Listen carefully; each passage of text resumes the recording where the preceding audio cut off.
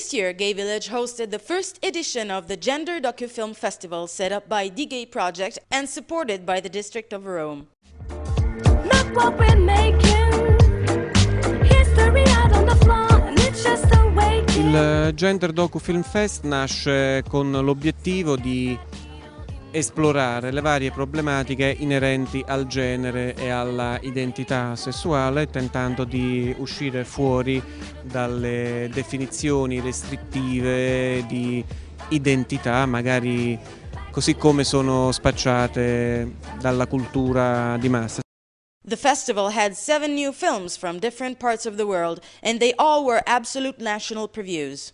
La scelta dei film è avvenuta in una maniera abbastanza serena. Questi film mi avevano colpito nei mesi nei quali lavoravo ad altre cose. Quando si è trattato di strutturare il Gender DocuFilm Festival sono stati i primi candidati cui ho pensato. 2 were the awards up for grabs. The Jury's Award by Michael Calmieri, director, and Donald Mosher, photographer, and the People Choice Award decided by the audience attending. Also, the film that can carry the most gender is so broad, and that if a film can capture the multifaceted aspects of gender, which is very difficult to do, that's also a criteria for us.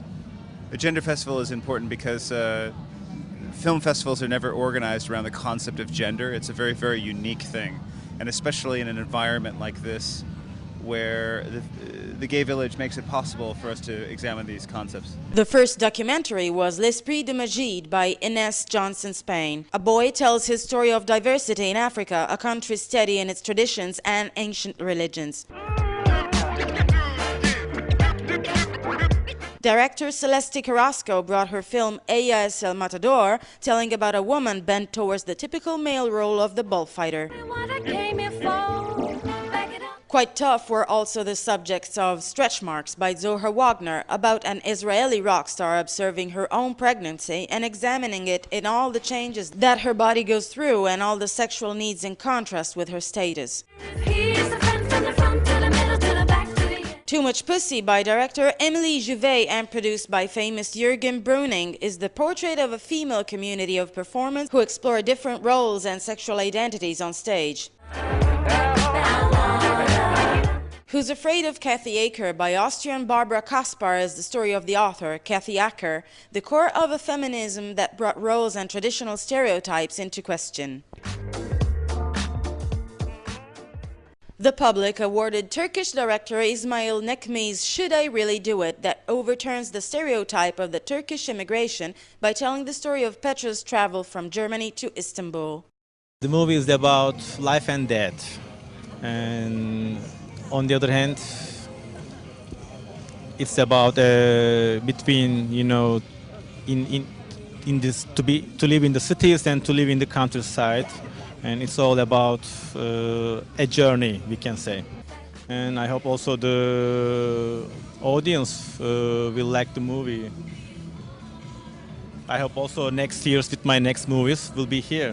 The critics were enthusiastic of Kimberly Reed's documentary Prodigal Sons. The story is on an American family facing their daughter's change of gender. A charming and daring work. Prodigal Sons is an autobiographical film. It's about the story of me and my family, and in some ways we have a very remarkable story, a very unique story.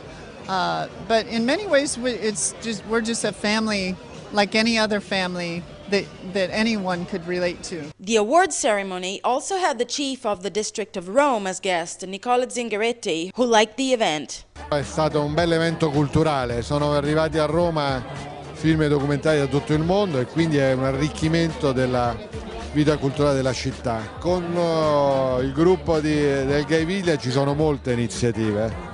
Lì dove c'è la possibilità di dare una mano noi ci saremo sempre. The international guests loved the event as well, and Gay Village.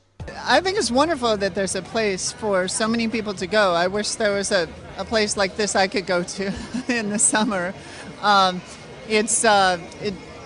it's a beautiful place. Yeah, it's a very nice place. It's open air. What I always like to show films open air. Estamos encantadas de estar aquí en un contexto gay, en un festival de género. Me parece muy importante. I'm from Paris, and we don't have any gay village, so I think it's a really nice place and to meet people and watch good movie and see music, concerts. The Gender DocuFilm Festival has just started a very important journey in Italy, a pilot edition that both audience and critics enjoyed and that we hope to find again in the next years.